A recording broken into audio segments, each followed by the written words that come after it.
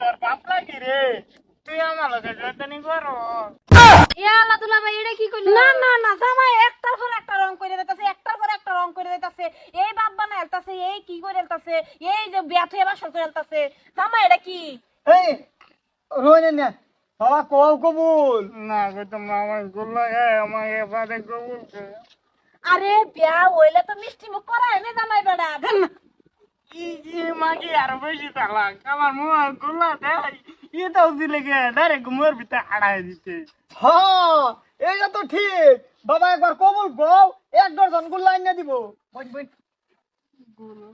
ইরুম জামাইতে বিয়া দিবা লইছে, আখাতে জামাই জীবনে বাপ জন্মে খাইছে না। বাবা কও কবুল। গোল্লা ইরুম আখাতা জামাই থাহে হে কবুল কইবে দিছে ক গুল্লা বহুত হইয়া গুল্লা লাগে হে। এই তুই গুল্লাটা কেলে এখন লাগে কফিন? আচ্ছা জামাই বেড়া কবুল কইন পর আইন গুল্লা আইনা দেন লাগে, মিষ্টি আইনা দেন লাগে, কি আইনা দেন লাগে দিতাছি, আগে কবুল কই।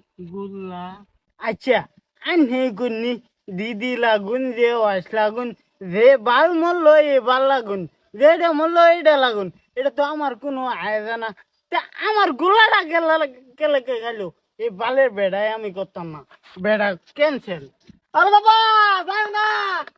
একটা 10 টাকার গুল্লার লেগে বিয়া ক্যান্সেল করে দিছে জামাই, এটা মারাত্মক ধরনের জামাই।